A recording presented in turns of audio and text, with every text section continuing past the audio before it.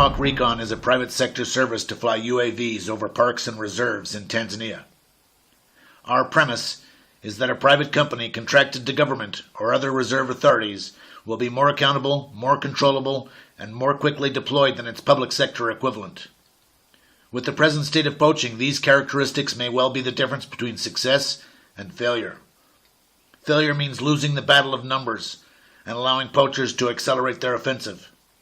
It means admitting we are powerless when we know right now as I speak a poacher is hacking the face off a newly killed elephant somewhere in this country.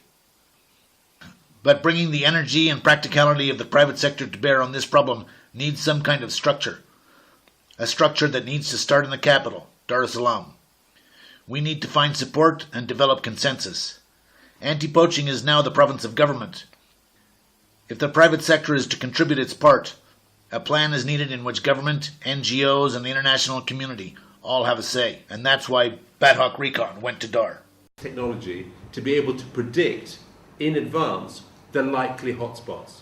And that allows the rangers and other people to plan themselves that there's a greater than 70% possibility that in this area, when we deploy that drone, when we deploy that UAV, that is going to give us the result that we're looking for.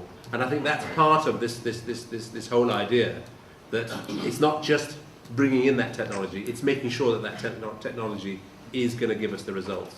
Now is this technology. I think if we can use both the understanding that anti-poaching cannot be conducted by the government or by the rangers alone, it needs a lot of other players to help it build its capacity, but also improve its intelligence network so that they can be able to use that information. We are mentioning about the government.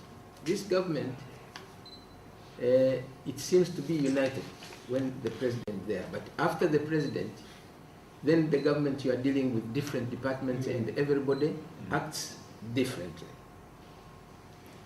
We are happy, at least we have the wildlife department and the Ministry of Natural Resources and Tourism, who are really concerned about this project. And the TPSF being a partner on this one is because we want to be also on the policy issues. We know that we have to engage on policy issues, and we will engage. This is why TPSF is there, is because we have to advocate and lobby the government on policy front like this one that will come out of this meeting. I'm glad you mentioned the protocol. That's the area which will be needing further discussion on how really the private and the public and the government work together and see the cost-benefit analysis. So I'm saying this UAV technology will assist us in this segment of those on the ground. And I think government has come up with a strategy, national anti-poaching strategy, which kind of pull together all sectors from the ministry level, from the national level, all the way to the village level. And it also bring in the civil society organizations and the private sector. So to me, this engagement is within the framework of the policy, of the strategy. The only issue is the protocol.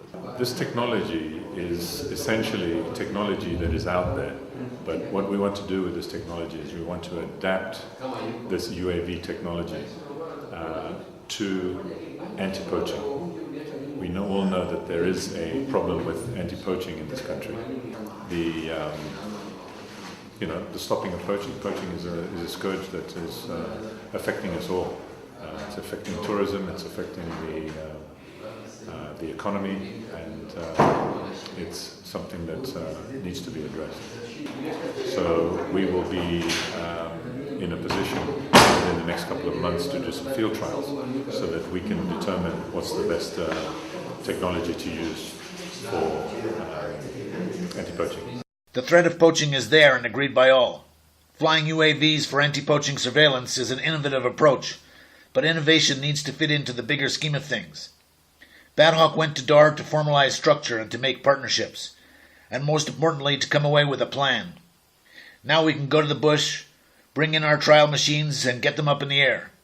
How high, how far, what definition, species recognition, fail-safe protocols. Now that sounds like a plan. And a plan is what is needed, and a plan is what we've got.